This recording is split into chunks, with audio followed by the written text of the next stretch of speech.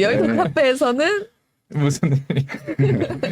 안녕하세요, 여러분. 네. 네 이렇게 빠르게 목소리로 출연을 해주셨습니다. 네. 분위기가 절 빨리 내셨어 지금. 네. 공개적으로. 여러분 우리 차장님 이발하셨습니다. 머리 한번 잡아주시죠. 예. 이렇게 또 클로즈업을 좀 부담스러운데.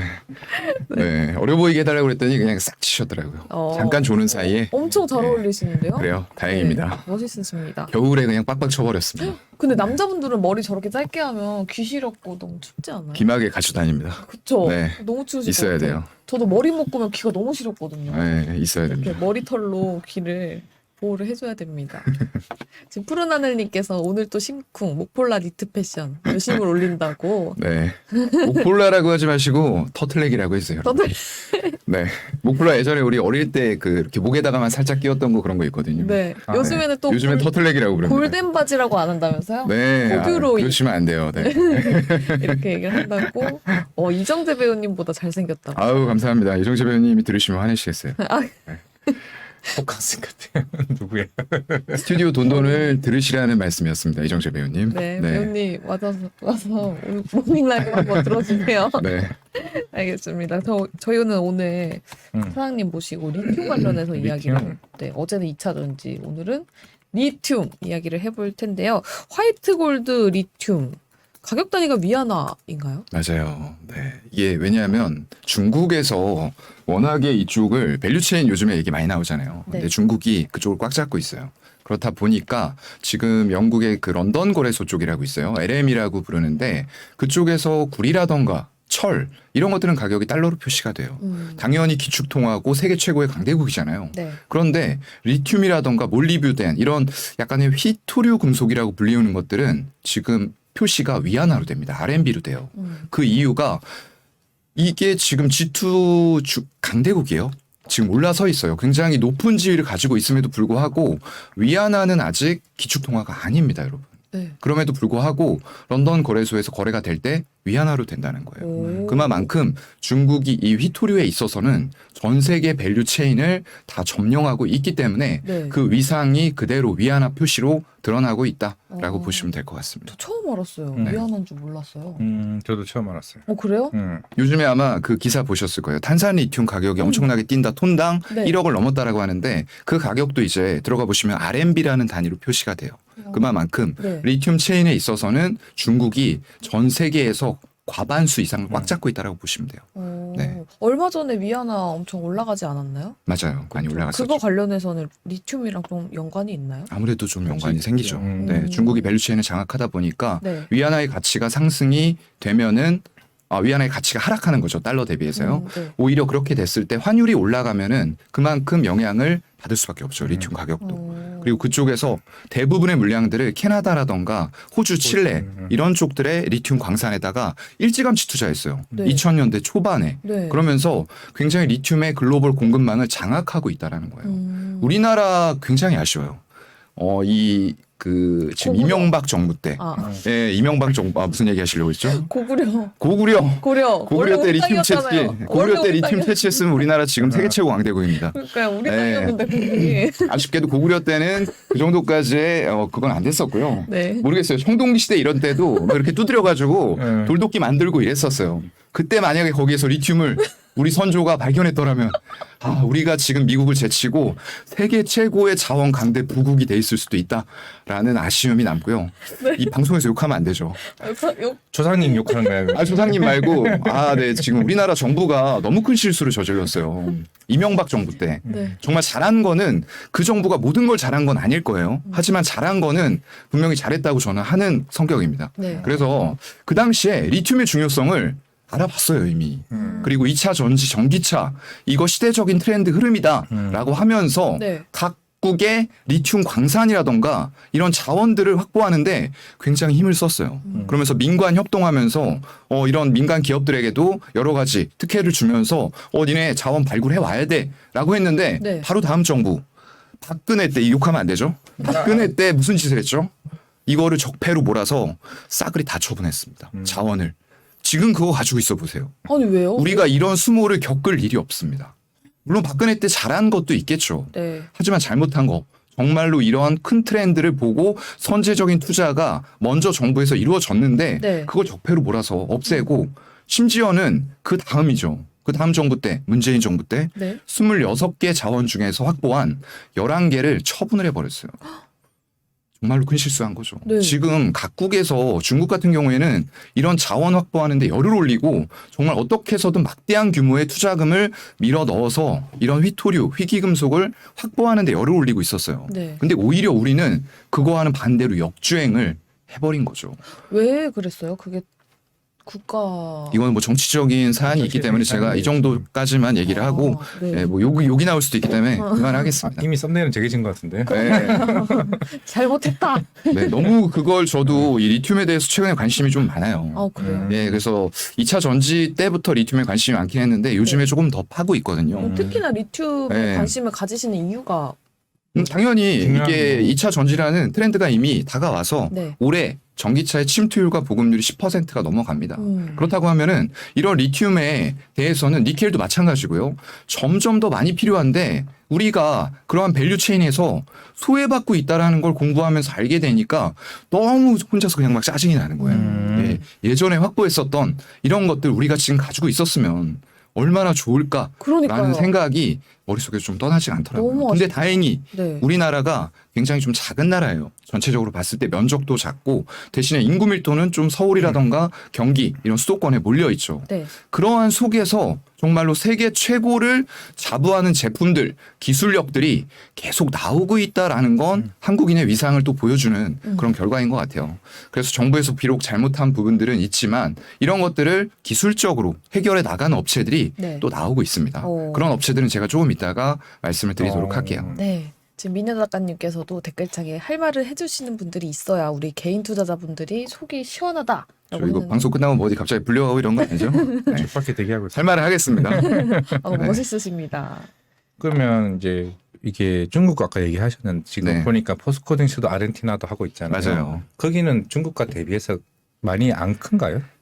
일단은 문제가 그쪽에서 이제 확보하고 있는 건 아르헨티나의 그 염호예요. 염호인데 그쪽에서 나트륨도 있고 여러 가지 불순물이 많이 섞여 있습니다. 여러분들 그 이제 순도의 탄산 리튬 가격이 요즘에 화두가 되고 있어요. 네. 이게 LFP 배터리에 적용이 돼요. 근데 거기에서 한 번 더 정제를 하면은 이게 수산화 리튬이 되는 거예요. 그래서 이게 지금 가장 필요한 겁니다. 왜냐하면 지금 LFP 배터리 가격이 예전에는 이쪽이 LFP 배터리가 이 아래에 있었으면 저가형 가성비 배터리 이렇게 불렸거든요. 네. 근데 지금 수산화 리튬을 쓰는 하이니켈 배터리하고 이렇게 가격 차가 벌어져 있었어요.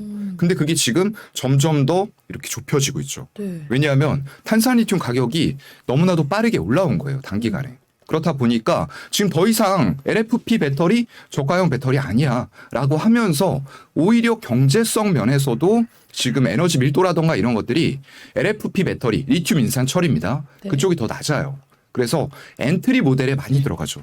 근데 지금 추세가 아까 제가 이제 전기차 침투율과 보급률이 10%를 올해 넘길 것이다라고 말씀을 드렸잖아요. 네. 그렇게 되면은 당연히 중대형 차량 그리고 롱레인지 모델. 롱레인지라는 건 그때 한번 말씀드렸죠. 한번 충전했을 때 400km 이상을 주행할 수 있는 차량들이 네. 많이 팔릴 거란 말이죠. 그리고 SUV 차량. 왜냐하면 아무리 인프라가 갖추어져 있어도 이 전기차 충전하는 데는 시간이 오래 걸립니다. 상대적으로요. 네. 그 충전을 자주 하고 싶어하는 사람들은 별로 없을 거예요. 그렇기 때문에 일회 충전으로 오랫동안 갈 수 있는 이런 하이니켈 차량들이 더욱더 빠르게 보급될 수밖에 없는 환경에 놓여 있다는 거죠. 왜냐하면 LFP 배터리의 가격이 빠르게 쫓아오고 있기 때문에 오히려 그래서 그쪽의 메리트가 점점 사라지고 있다는 거예요. 중국의 로컬 업체는 지금 CATL이나 BYD 그렇죠. 이런 쪽들이 LFP 배터리의 상당 부분을 글로벌로 차지하고 있어요. 네. 거의 90% 이상을 점유하고 있다라고 봐야 됩니다. 그래서 그쪽으로 강점이 있어서 지금은 점유율이 글로벌로 봤을 때 높아요. CATL, BYD 네네. 전부 다 이제 LG 에너지 솔루션, 뭐 SK온 그리고 삼성 SDI 이런 쪽보다 점유율이 높습니다. 하지만 그게 언제까지 갈까? 라고 생각을 하게 되는 거죠. 가격도 올라오고 있는데 네. 하이니켈 단으로 못 따라간다라고 했을 때에는 지금 중국이 세계적으로 세계 무대에서 고립이 되고 있잖아요. 전기차 분야도 마찬가지예요. 결국에는 메이드 인 USA로 해서 미국의 제조 공장이나 시설 그리고 FTA가 체결된 국가 쪽에서 광물 조달이 이루어져야지만 세제 혜택을 주는 만들을 마련하고 있어요. 네, 그렇죠. 그렇다 보니까 그런 혜택을 못 받는 중국은 지금 당장 LFP 배터리의 비중이 높다라고 했을 때에도 그 점유율이 점점점 하락할 수밖에 없는 그런 국제사회의 관계에 좀 고립이 돼 있는 것 같아요.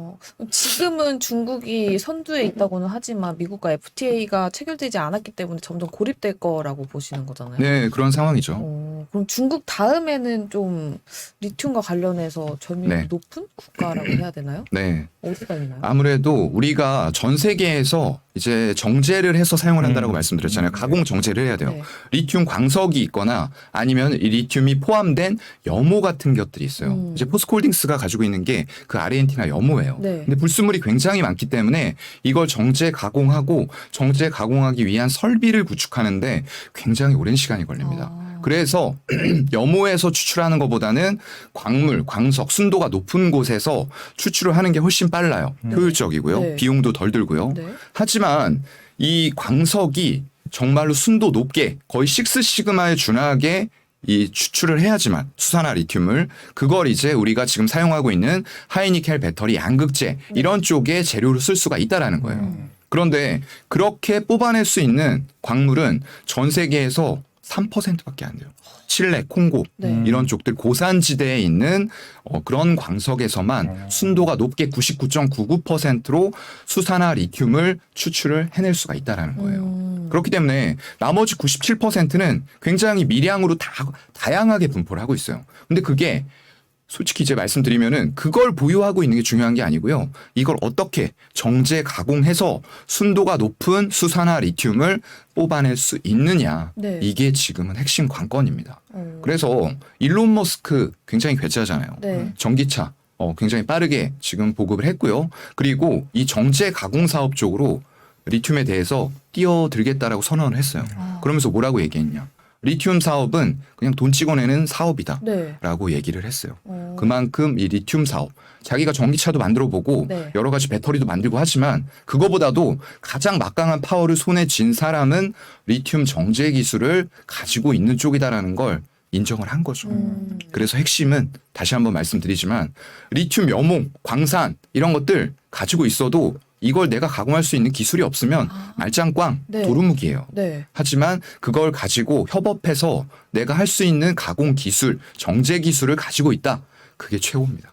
네. 리튬 정제 기술을 가지고 있으면서 미국하고 FTA가 체결되어 있는 리튬 보유국을 좀 살펴보면 그 광산들이 다 FTA가 체결이 되어 있지는 않을 거예요. 남미 네. 쪽이나 중남미 이런 쪽들. 네. 그럼 방법이 뭐냐? 우리가 예전에 나 또 화가 나려고 그러네요. 그 자원 확보할 때 이런 쪽들에 광산을 매입을 했던 거예요. 네. 그런데 그거 지금 다 팔았죠. 그걸 만약에 가지고 있다라고 했을 때는 거기에서 탄산 리튬을 일단 1차적으로 제조를 합니다. 네. 그 옆에 시설 만들어가지고 추출해요. 정제 가공해서 그 탄산 리튬을 국내로 또는 미국으로 들여가서 네. 거기에서 수산화 리튬 뽑아내면 되는 거거든요. 지금 미국하고 FTA 돼 있는 나라가 칠레는 되어 있죠. 네네 맞아요. 그렇죠. 칠레는 돼 있고 또 돼 있는 데가 어디가 있어요? 글쎄요. 저도 정확하게는 모르겠는데 일단 중남미 쪽에 이런 국가들은 대부분 좀 안 돼 있다. 왜냐하면 자원 가지고 있는 나라들이 일부 국가를 제외하면은 대부분 약간은 조금 이머징 국가 이런 쪽들에 속해요. 그렇다 보니까 네. 이제 FTA가 체결돼 있는 곳들이 많지는 않을 거다라고 좀 생각을 합니다. 네, 알겠습니다.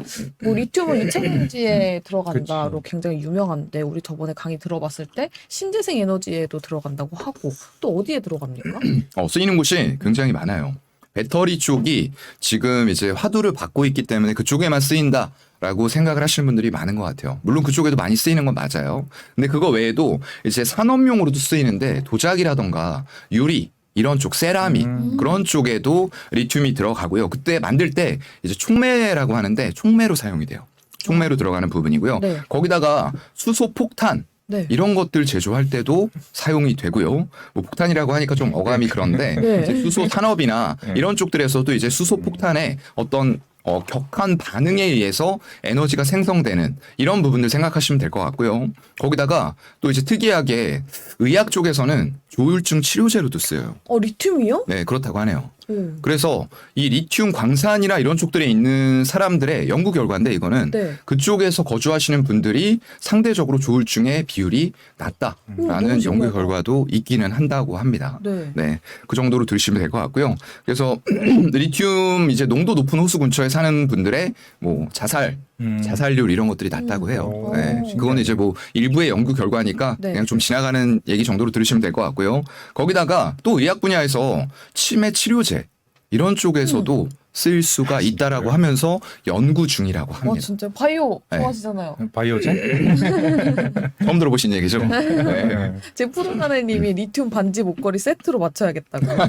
그러면 진짜 조금 이제 현대인의 조울증의 치료가 맞아요. 되지 않을까요? 네. 그것도 굉장히 좋은 아이디어예요. 그러니까요. 갑자기 사업 아이디어가 떠올랐네요. 그러게요. 저 네. 하나 이렇게 해볼까요? 인체에 무해하지만 않으면 한번 괜찮은 것 같아요. 협업 한번 해보시죠. 그러니까요. 막 네. 집에 이렇게 돌 하나 갖다 장신구, 놓고. 액세서리, 네.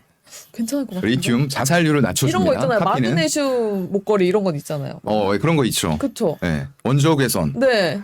리튬 목걸이. 나 지금 네. 나만 지금 적응 못 하고 있네. 우리 사업 기회를 찾았습니다. 네. 리튬 얘기하면서. 어린이님이 저도 껴주세요.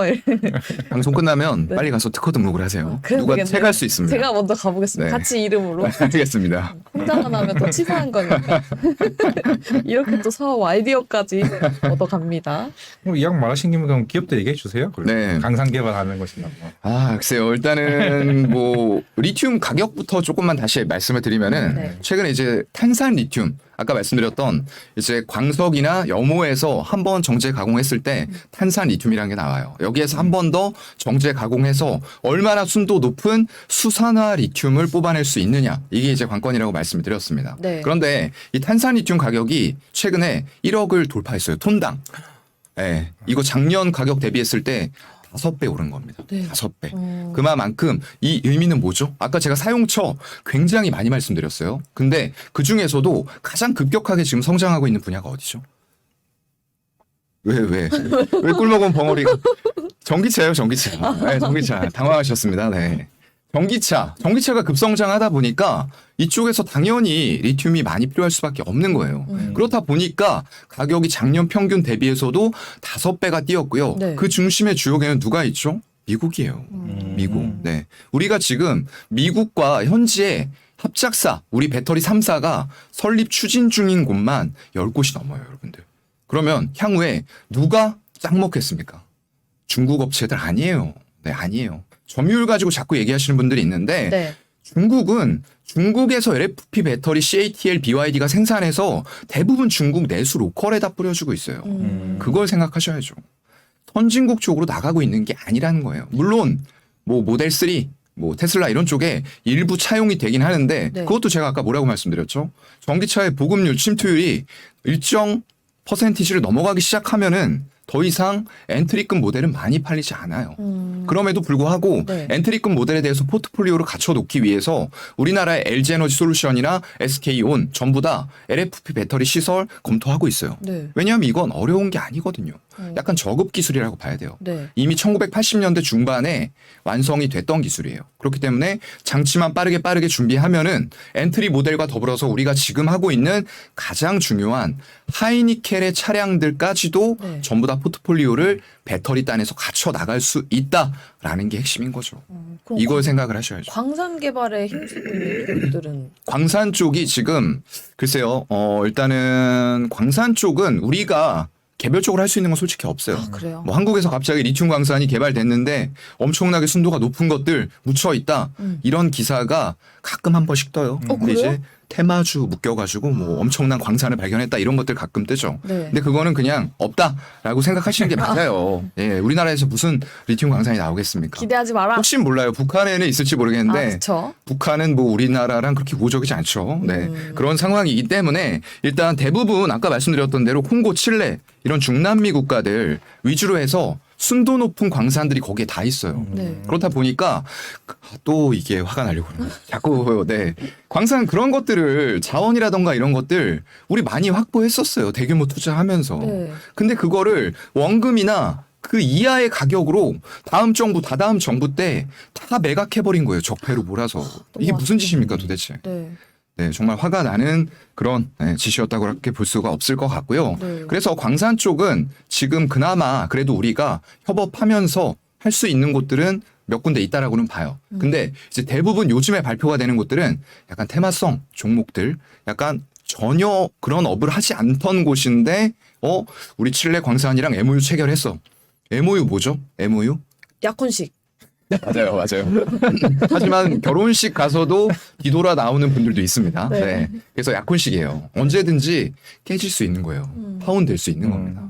우리가 지금 사우디하고 엄청난 MOU 하룻밤 만에 뿌리고 갔다라고 좋아하잖아요. 네. 근데 MOU는 정식 계약이 되기 전에 가계약을 체결했다라고 보는 거예요. 그냥 잘해보자. 악수 네, 정도잖아요. 그렇죠. 계약, 그렇죠. 그런 거지. 그래서 그건 실제 집행이 될지 안 될지는 아무도 몰라요. 아, 근데 사우디는 집행할 것 같아요. 왜냐? 국부가 너무 증가했기 때문에 넘쳐나고 주체가 안 되는 존을 어떻게 써야 될지 고민을 하고 있을 거예요. 너무 부럽다. 너무 부럽죠. 네. 네, 개인 재산이 260조라고 하는데 엄청납니다. 그래서 카카오엔터에 8천억 투자가 최근에 들어왔잖아요. 네. 그런 부분에 대해서 이제 얘기들 하시죠. 그냥 직장인이 이거 8천억이면 엄청난 돈 뿌린 거 아니냐라고 하는데 혹자는 그냥 빈살만이 가지고 있는 재산 중에서 하루 그냥 커피 한 잔 사 마신 거야.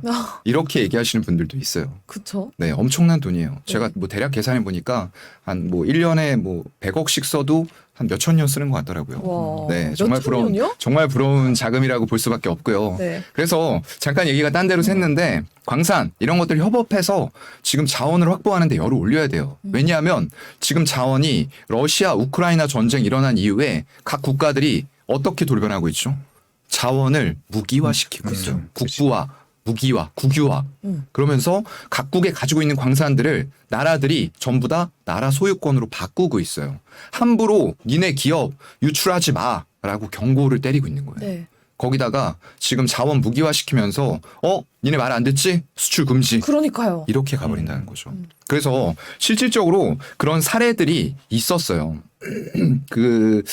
제가 정확하게 그건 생각이 안 나는데 중국이 한번 일본에 대해서 정확히 생각이 안 나네요. 아무튼 뭐 휘토류 부분들을 일본이 뭔가 정치적인 이슈를 부딪히니까 수출 제한을 시켜버렸어요. 네. 그래서 2000년대 초반이었는데 지금 일본이 전기차 시장에서 두각을 보이나요? 못 보이나요? 못 보이죠. 보이죠. 네. 근데 만약에 그 당시에 중국이 그런 휘토류 제한을 안 했다라고 하면은 지금 일본이 전기차 시장을 주무르고 있을 수도 있어요. 아. 네. 그만큼 그 당시에 이런 수출 제한을 했을 때 토요타 이런 쪽들이 지금 전고체 배터리 기술 많이 가지고 있다라고 얘기가 나오고 있어요. 네. 근데 전기차 시장도 발전시켜 왔어요. 대표적인 예로 이제 뭐 L 브랜드죠. 렉서스 브랜드인데 그런 쪽들에서 하이브리드 차량 이런 것들 사실 뭐 일본하고 우리가 좀 좋지 않은 관계이긴 하지만 인정할 건 또 인정해야 돼요. 네. 하이브리드 기술로는 최고입니다. 네. 그런 기술들이 만약에 전기차까지 이어와서 퓨어 만약에 전기차 쪽으로 EV 쪽으로 집중을 했다라고 네. 했을 때는 지금의 테슬라가 이런 독보적인 점유율을 세계에서 못 보이고 있을 수도 있어요. 진짜 어쩌면 일본이 네. 장악하고 있었을 수도 그래서 우리는 또 있겠네요. 여기서 중국에게 살짝 고마워, 땡큐 이렇게 해야 되겠죠. 네, 그런 일이 있었습니다. 그래서 안타깝게도 지금 중국에 광산도 있고 하지만 네. 중국은 어마어마한 자국의 자금을 가지고 다른 나라들과 투자를 해요. 네. 그리고 아까 뭐라고 말씀드렸죠? FTA가 미국하고 체결이 안 된 곳들이 자원을 많이 가지고 있어요. 그러면은 누구와 친할까요? 미국하고 안 친하면 중국, 중국? 러시아 네. 이런 쪽들에서 이제 그런 것들을 노리고 선제적인 투자들을 막 밀어 넣어서 지금 단적으로 예를 들어 드리면 아르헨티나 염호 아까 포스코홀딩스에서 확보했다고 말씀드렸잖아요. 네. 그게 2018년도, 19년도였나 그랬는데 맞아요. 한 1, 2년 만에 포스코에서 발표를 했어요. 자체적으로 집계한 결과를 가지고 우리가 보유한 아르헨티나 염호 매장량과 이거 순도율로 뽑아서 리튬 회수율 70% 적용했을 때 가치가 100조 원 정도 됩니다. 라고 발표를 했어요. 1년 만에 2년 만에 엄청난 부로 돌아온 거예요. 네. 이것도 그나마 그 당시에 이명박 정부 때 같이 투자하면서 그나마 기술력 정제 가공 기술을 확보해서 그 뒤에 아르헨티나 염호를 포스코가 민간 차원으로 확보를 한 겁니다. 정부가 해야 될 일을 네. 지금 포스코가 민간 했네요. 기업에서 하고 있어요. 네. 정말 짜증나는 일이죠. 네. 그런 상황인데 일단 그 가치가 21년 11월에 100조였어요. 지금 얼마일까요? 어우, 300조가 넘습니다. 네. 그렇게 뛰고 있어요. 네. 네, 리튬 가격이 뛰었기 때문에 당연히 가치 평가도 올라가는 거고요. 다만 아까 말씀드렸던 대로 문제는 순도가 높은 리튬 정광에서 뽑아내는 게 아니기 때문에 정제 기술, 시설, 장치, 설비, 비용, 시간 이런 것들이 종합적으로 들어가요. 그리고 리튬 회수율이 포스코의 특허에 의하면 70% 정도라고 알려져 있어요. 네. 거기에서 이제 얼마나 순도 높은 리튬, 수산화 리튬을 뽑아내냐 이게 이제 관건이 되는 거겠죠. 그럼 칠레나 콩고 같은 곳이랑 MOU를 체결했다 이런 기사는 최근에 굉장히 많이 났었잖아요. 네. 근데 실제로 계약이 체결된 우리 기업들이 있나요? 실제 계약이 체결된 곳들은 아마 대기업들 위주로 보는 게 맞을 것 같고요. 최근에 이제 리튬 광산을 여러분들이 네이버에서 검색을 해보시면은 네. 많이 나와요. 네, 리튬 광산에서 뉴스를 이제 쫙 보게 되면은 인동 첨단 소재가 어제는 좀 화제였어요. 네. 이 볼리비아 쪽에 리튬 광산의 조광권을 확보했다. 라는 소식이 나왔습니다. 네. 이거 아마 OTC 종목인가 그럴 거예요. 오. 상장이 돼 있는 종목인데 이게 정규시장 코스피, 코스닥이 아니고요. 장 외 쪽에서 거래가 된다라고 생각하시면 될 것 같습니다. 그래서 이게 산업부 쪽에서 지금 사실상 이런 관련된 프로젝트에 대해서는 지금은 이제 이 자원의 심각성을 깨닫고 국가 차원으로 컨트롤 좀 하고 있어요. 협업해서요. 네. 그래서 철저하게 검증 과정을 거치기 때문에 일단 개발 계획을 리튬 광산에 대해서 공표한 기업은 많지는 않아요. 그런데 자원 개발 사업을 꾸준히 하겠다라고 하는 건 그만큼 이 뜨거운 이슈가 지금 이 시장에서 하나의 테마가 되어 있기 때문에 전혀 하지 않던 기업들이 테마를 붙이려고 하는 경우도 많아요. 그런 건 좀 조심하셔야 될 것 같고요. 네. 일단 인동 첨단 소재가 우유니 사막의 리튬 광산의 조광권을 취득했다라는 얘기 나왔고요. 그리고 카자흐스탄의 리튬 광산 개발도 한국이 주도한다 이런 뉴스들도 나와 있어요. 이제 실무 협의체, 뭐 MOU 그런 차원이겠죠. 네. MOU까지 아직 간 건 아니고요. 네. 거기다 뭐 태백 쪽에도 티타늄 개발 소식의 광산 개발 업체 들썩. 근데 티타늄입니다. 리튬은 아닙니다. 네, 그런 부분들 나오고 있고 그래서 최근에 좀 많이 나오고 있는 것 같아요. 한국 테크놀로지 이런 쪽들도 자동차 부품 사업 힘드니까 그거 버리고 리튬 사업 쪽으로 하겠다. 그럼 자동차 부품 사업이 힘들 거 알면은 진작에 내수, 내연 기관차 하던 거 버리고 전기차 부품 준비했어야죠. 네. 이제 와서 뜬금없이 음. 이런 것들을 준비하겠다. 예, 이런 것들이 이제 단순 테마죠. 준비가 안 된 테마.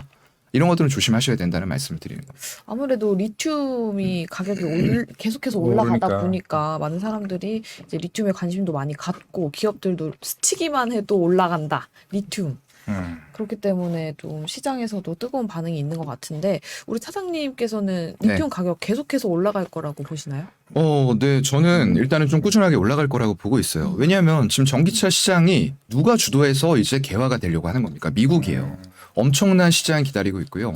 유럽 이런 쪽들도 다시 지금의 인플레이션 상황이 끝나면은 이거 언젠간 끝납니다. 그리고 끝나지 않아도 제가 이 전기차나 이런 쪽들에 대한 매수자들, 대기 매수자들의 니즈는 가격 탄력성이 적다라고 말씀드렸어요. 이 가격이 조금 올라간다 하더라도 살 사람은 삽니다. 인프라가 안 갖추어져도 살 사람은 삽니다. 네. 거기다가 만약에 이 차량의 가격들 배터리 기술이 더 확보가 되고 만약 지금의 인플레이션, 경기 침체 상황들이 안정이 된다라고 했을 때는 그만큼 더 빠르게 인프라 구축은 더 될 거고요. 이 매수하려는 사람들은 자동차를 전기차에서 기존의 내연기관차에서 전기차로 다음 차를 생각하고 있는 사람들은 더 많아질 거예요. 그렇기 때문에 이 리튬의 수요는 점점 더 크게 늘어날 수밖에 없다라고 보고요. 네. 그리고 전기차가 주지만 아까 말씀드렸던 대로 굉장히 범용으로 많이 쓰이는 그런 소재예요. 네. 그렇다 보니까 이게 경기 침체 상황이 나아진다. 지금의 경기 둔화 상황들이 조금씩 호전이 된다라고 했을 때는 당연히 리튬 쪽이 전기차뿐만 아니라 다른 산업에서도 같이 많이 쓰여질 가능성이 높다라는 거죠. 네. 그래서 지금 코리아 PDS라고 있네요. 국제 원자재 시장 분석 기업인데 네. 이쪽에서 리튬 광산 개발을 하는데 공급 다양화가 된다라고 얘기했어요. 근데 지금 놓치고 있는 게 있죠. 이 리튬 광산 쪽 아까 제가 말씀드렸죠. 3% 정도만 순도가 높아요. 그럼 핵심은 정제 기술과 가공이에요. 그런데 이걸 제대로 할 수 있는 기업들 지금 5손가락 안에 꼽습니다. 세계적으로 봤을 때도요. 네. 근데 이걸 간과하고 무조건 가격이 차츰차츰 안정될 것이다라고 하고 있는데 어떤 근거로 이런 얘기 한 건지 잘 모르겠어요. 조금 더 파봐야 될 필요가 있을 것 같고요. 공급 다양화가 된다라는 얘기도 했어요. 기존에 염수 이런 쪽 스포듐인 광물에서 생산하던 부분들을 염수라던가 스포듐인 같은 쪽에서도 생산을 할 수 있다라고 했는데 역시나 이것도 핵심은 정제 가공 기술이잖아요. 네. 광물이 있다고 해서 우리가 무조건 좋은 게 아니라고 말씀드렸습니다. 광물은 제가 말씀드린 대로 미량으로 많은 곳들의 분포를 다 하고 있어요. 네. 근데 그걸 뽑아내는 게 관건이에요. 이 업체는 뽑아내는 거를 전혀 생각하지 않고 이런 얘기들을 리서치 결과로 발표한 것 같아요. 좀 문제가 있다라고 보이고요.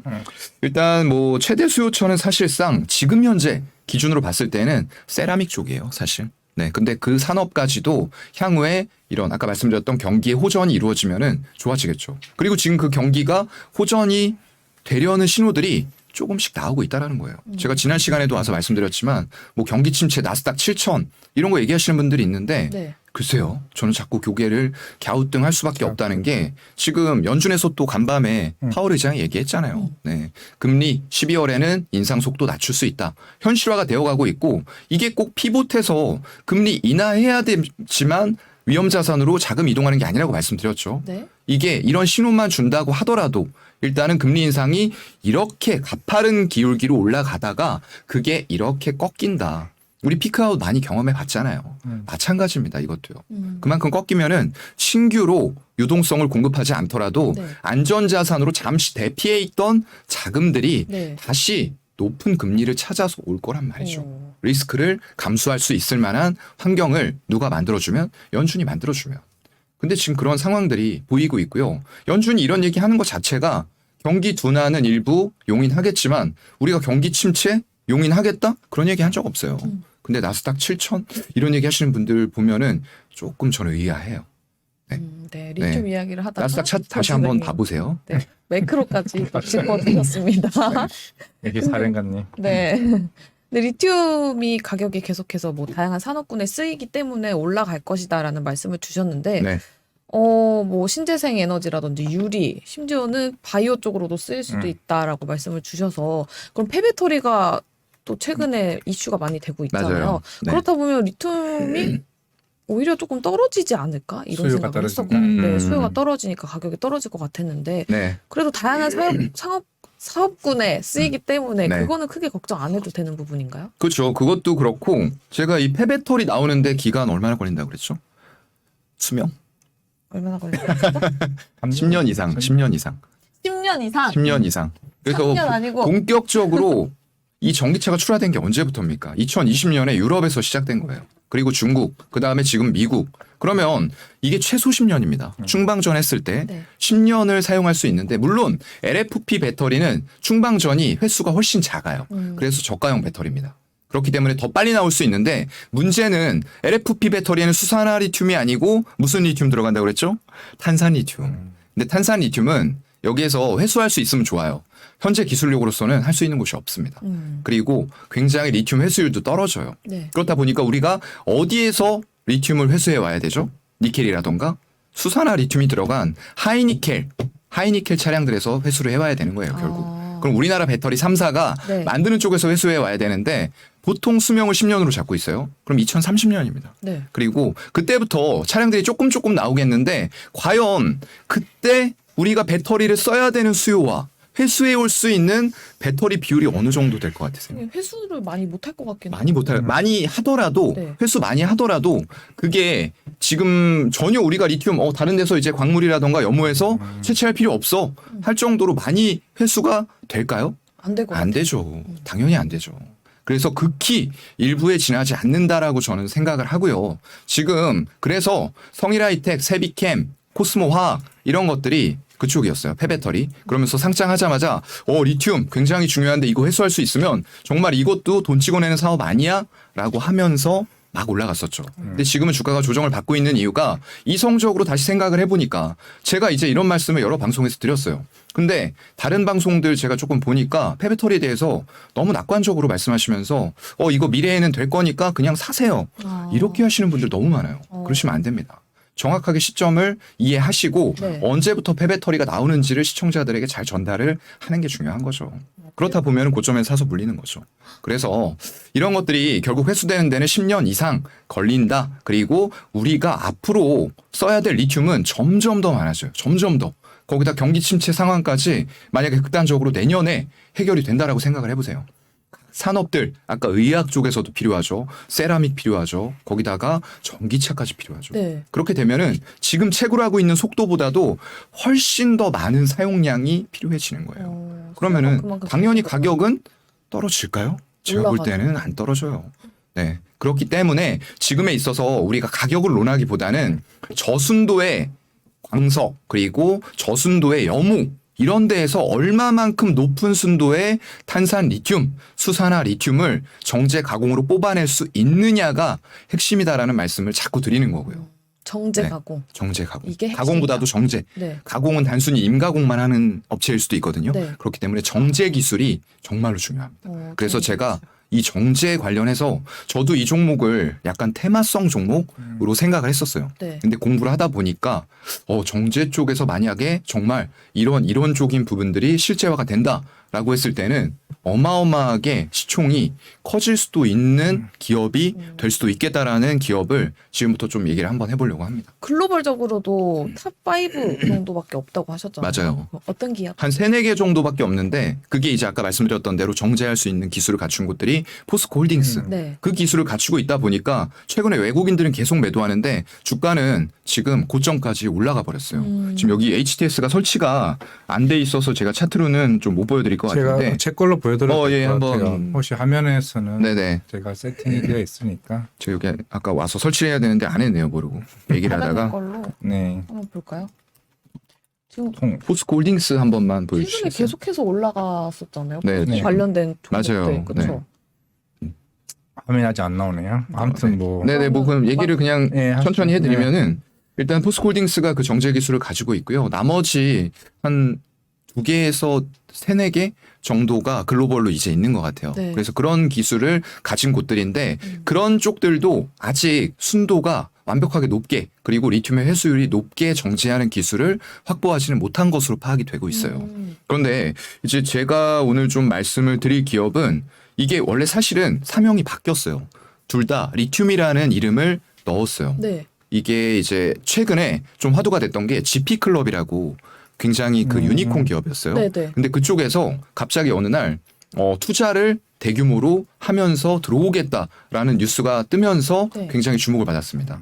이제 사명이 바뀌었는데 하이드로 리튬하고 WI라는 기업이에요. 근데 이제 이 기업들은 예전에는 각각 코리아 SE, 프롬서티라는 기업들이 사명이 바뀐 거고요. 그쪽으로 이제 핵심은 리튬 인사이트라는 곳과 리튬 플러스에서 이 기업들을 인수를 한 거예요. 그런데 이 리튬 인사이트와 리튬 플러스의 대표가 누구냐? 전웅이라는 분이더라고요. 네. 근데 그분이 예전에 포스코 쪽에서 리튬 관련된 사업을 총괄하는 분이셨어요. 아. 근데 퇴사를 하시고 네. 이제 리튬 인사이트, 리튬 플러스를 만드셨어요.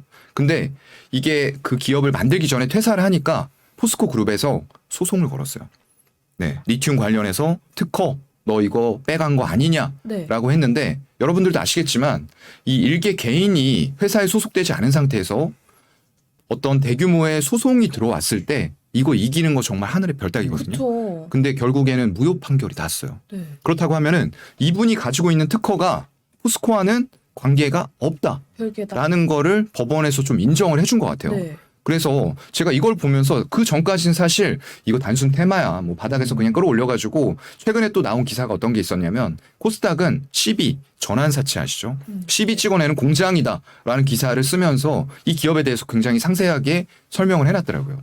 근데 이렇게 진행되는 내용들을 보고 이 대표의 이력이라던가 면면을 보다 보니까 이거 정말로 진행이 되는 일일 수도 있겠다는 생각이 들더라고요. 거기다 제가 조금 더 찾아보니까 우리나라 한국의 이제 공공기관이죠. 조달청. 네. 조달청이라는 곳에서 지금 보유하고 있던 탄산 리튬을 대여하는 계약을 이 기업에다가 해줬어요.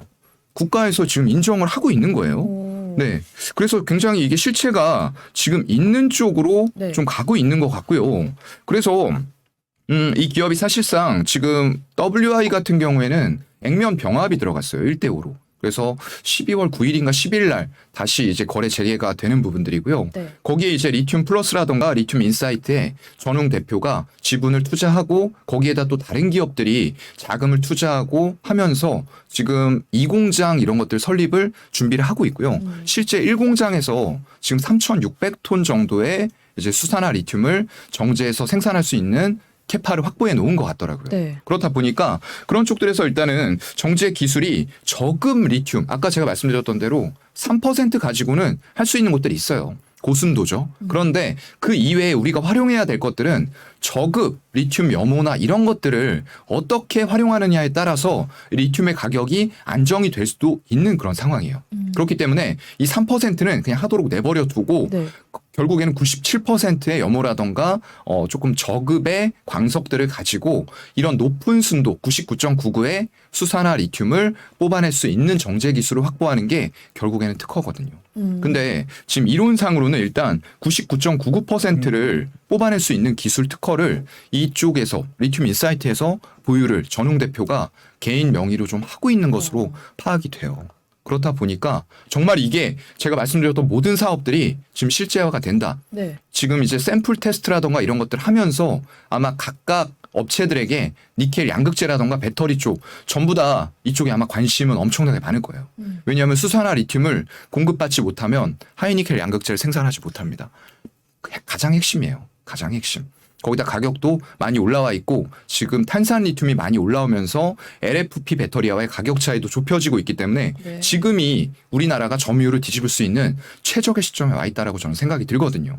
그런 관점에서 봤을 때는 이런 기업들이 정말 테마가 아니고 실체화가 돼서 우리나라가 리튬 정제 기술을 확보한 최대 국가가 되기를 꼭 저는 좀 소망해 보고 싶습니다. 말씀하신 것들을 이제 실체화가 된다면 WI랑 포스코홀딩스 그리고 하이드로리튬 이 세 종목을 보면 좋을 것 같다. 맞아요. 미래나노텍 같은 경우에 어제 시간 내서 한가 갔어요. 네. 그게 이제 인수하려던 음극재 쪽 실사하고 하다가 포기했어요. 근데 기존에 가지고 있던 양극재 사업은 남아 있습니다. 네. LG에너지 솔루션이나 이런 쪽으로 공급을 하거든요. 통해서. 그런데 그쪽은 미래첨단 소재라는 자회사를 통해서 하고 있어요. 이게 1월에 인수했던 회사를 사명을 바꿔서 사업하고 있는 거고요. 네. 거기다가 너무 좀 욕심이 과했던 것 같아요. 양극재만 잘했으면 됐는데 지금에 와서 이제 양극재에 집중하겠다. 포기 공시 내놓고. 근데 그렇게 하기보다는 그냥 양극재에 조금 더 집중하는 게 어땠을까. 캐파를 키우고 이 잘 되는 2차 전지 사업에서 밸류를 더 붙이고 싶은 마음은 이해를 해요. 네. 그게 지금 포스코 케미칼 주가 날아가잖아요. 그렇죠. 그쪽은 양극재, 음극재를 동시에 하고 있기 때문에 프리미엄이 붙어 있어요. 근데 그렇게 되고 싶었던 거겠죠. 주가는 결국 그렇게 됐어요. 근데 지금 빠져서 문제죠. 일단은 음극재의 밸류는 당분간 빼놔야 될 것 같고요. 네. 하지만 그럼에도 불구하고 본업 잘 되고 있는 회사고요. 삼성전자 쪽에 프리미엄 TV 쪽에 필름 이런 쪽이에요. 그게 LCD 업황이 지금은 디스플레이 쪽 나빠요. 하지만 좋아진다라고 했을 때는 결국 좋아지고 본업이 좋아지는 데다가 미래첨단 소재 자회사의 양극재 이런 사업의 밸류가 높아진다라고 했을 때는 주가는 분명히 다시 올라가겠죠. 그렇다고 하면은 이거 올라가는 거 배 아프다가 보고만 있었던 분들 어디에서 잡을지를 고민해 보는 것도 괜찮을 것 같아요. 네, 알겠습니다. 네. 안 그래도 저희 댓글창에 아까 미래나노텍 이야기가 나왔었거든요. 네. 지금이라도 빼야 되냐 이렇게 말씀을 했었는데 마침 또 이렇게 말씀을 해주셨으니까 네. 참고해 보시면 좋겠습니다. 음극재 밸류는 조금 빠져야 됩니다. 네. 알겠습니다. 근데 하이드로 리튬은 거의 3개월간 거의 10배 올랐네. 맞아요. 근데 제가 아까 이제 이 공장 그 자금들 들어오는 걸로 왜냐하면 당장 돈은 없어요. 근데 기술력이 있다 보니까 네. 투자를 받을 수가 있는 거죠. 아, 그래서 12월 한 이틀 전인가에 1,000억 중에서 500억이 일단 납입 완료가 됐고요. 네. 나머지 500억을 이제 GP클럽에서 오늘 납입을 또 할 거예요. 오. GP클럽도 예전에 화장품 굉장히 유명했어요. 중국 이런데 이나영이었나요? 뭐 한효주 이런 사람들 모델로 쓰면서 네. 매출액이 엄청나게 커졌던 유니콘 기업인데 작년에 완전 쪼그라들었습니다. 화장품 여러분들 업황 아시죠? 네. 화장품 투자하면 안 됩니다. 네. 이런 쪽들이 이제 매출이 줄어들다 보니까 다른 투자처를 찾았던 것 같아요. 그러면서 이게 좀 화두가 됐는데 네. 저도 단순히 이거 주가 올려서 팔고 나가려는 수작인가라고 생각을 했어요. 근데 이제 대표도 보호예수를 1년 동안 걸었더라고요. 그만큼 좀 주주들에게 신뢰를 주고 있는 것 같고 네. 아까 말씀드렸던 대로 조달청 이슈 거기다가 법원에서 이런 특허들을 포스코 거 훔쳐와가지고 하는 거 아니냐라고 포스코가 특허를 걸었는데 네. 완벽하게 다른 특허로 분류를 해준 거죠. 그리고 포스코는 리튬 회수율이 70% 하지만 이 하이드로 리튬이라던가 Y 사실상은 이제 리튬 인사이트, 리튬 플러스가 되겠죠. 그쪽에 대해서는 이제 한 99%의 리튬 회수율. 거기다 아까 잠깐 말씀드렸던 폐배터리 쪽이죠. 네. 이게 폐배터리를 이제 막 부셔가지고 블랙 파우더라는 형태로 만들어요. 근데 거기에서도 회수할 수 있는 회수율이 굉장히 높은 것으로 알려져 있어요. 거기다 아까 말씀드렸던 그 탄산 리튬이 들어간 LFP 배터리 있잖아요. 네. 지금 기술로서는 거기서 리튬 회수하는 거 굉장히 경제성 없고 할 수가 없는 기술입니다. 근데 지금 이분의 특허에 의하면 거기에서도 리튬을 회수할 수가 있어요. 그래요? 그러면은 리튬 회수할 수 있는 시기가 더 빨라지는 거죠. 네. 왜냐면 아까 제가 말씀드렸죠. LFP 배터리는 그만큼 충방전 횟수가 작기 때문에 10년 안 걸려요. 더 빨리 나올 수 있다는 거죠. 중국에서 나오고 있는 이런 것들과 그리고 저급 리튬, 염호 이런 것들로부터 만약에 수산화 리튬을 순도 높게 정제할 수 있는 기술을 정말로 확보해서 이게 5만 톤 공장을 아마 이 공장으로 이 투자 유치금으로 세울 것 같아요. 그 향후에는 수십만 톤까지 확대한다는 계획을 가지고 있는데 5만 톤까지만 만약에 된다라고 하더라도 그게 실제화 된다라고 됐을 때를 말씀드리는 겁니다. 네. 지금 시총은 싸 보여요. 그래요? 네. 그럼 지금 뭐 하이드로 리튬도 근데 이제 최근에 진행되는 굉장히- 과정을 조금 보셔야 되겠죠. 아, 아무래도. 그래요? 많이 네. 올랐는데 그럼 네. 그걸 확인해 보면서 접근을 네, 해봐야 확인해 되겠네요. 보면서 접근하시는 게 여러분들에게는 왜냐하면 바닥에서 좀 많이 올랐기 때문에 네. 그리고 뭐 보호 예수가 걸려 있다라고 할지라도 그걸 이용해서 좀 트레이딩을 하는 세력이라던가 뭐 이런 부분들은 분명히 있을 것 같아요. 그래서 중장기적인 방향은 제가 조금 더 확인해서 말씀을 드려야 되는데 지금까지 제가 이 기업을 좀 파보면서 그리고 리튬 인사이트, 뭐 리튬 플러스, 전웅 대표 이력 같은 것들을 파보면서 네. 단순하게 이거 테마주겠지라고 생각했던 부분들은 상당 부분 좀 깨주고 있어요. 네. 그래서 이 기업이 정말 실체화가 된다라고 했을 때는 전 세계를 좀 대표할 수 있는 정제 기술을 갖춘 그런 회사로 좀 거듭났으면 하는 제 바람을 좀 가져보겠습니다. 네, 정제 기술 오늘의 핵심입니다, 여러분. 정제 기술을 확보하고 있는 그 기업들을 찾아보시면 좋을 것 같습니다. 진작에 저도 공부 좀 또 관련해서요? 공부 많이 준비하신 게 딱 번호 많이 티가 그러니까요. 나셔가지고 최근에 이제 리튬 가격만 생각하고 네. 계속 올라가겠다 이런 생각을 했는데 맞아요. 말씀 들어보니까 확실히 경쟁력이 크게 그쵸. 있네요. 네. 이게 현실화 될지 안 될지 모르지만 예전에 양극재 그리고 첨보 같은 전해질 업체 네. 이런 거 올라갈 때도 여러분들 다 똑같이 생각하셨을 거예요. 아유 이거 테마주다. 이거 테마주야. 여기서 어떻게 사냐. 근데 그 자리에서도 주가들 더 올라갔잖아요. 네. 왜냐하면 숫자가 실체화가 되면서 재무제표에 반영이 되니까 그리고 전기차 시장이 커지니까 예전에 올랐던 거를 생각할 필요가 없는 순이익과 영업이익이 나와 버리는 거죠. 네. 그래서 이런 부분을 여러분들이 겉핥기식으로 공부하시면 안 되고요. 조금 더 심도 있게 이런 공부가 필요할 것 같습니다. 네, 그 심도 있는 공부 오늘 차장님이 네. 대신해서 이렇게 말씀을 해주셨으니까요. 여러분들 영상 보시면서 계속해서 공부를 해서 성투하셨으면 좋겠습니다. 오늘은 교보증권 스마트 영업부 사용관 차장님과 함께 하얀 석유, 화이트 골드라고 네. 불리는 리튬 관련해서 이야기 나눠봤습니다. 좋은 말씀 해주셔서 감사합니다. 네, 고맙습니다. 네, 돈돈 모닝 라이브는 여기서 인사드리도록 하고요. 내일 아침 8시에 다시 찾아뵙도록 할게요. 시청해주신 여러분 고맙습니다.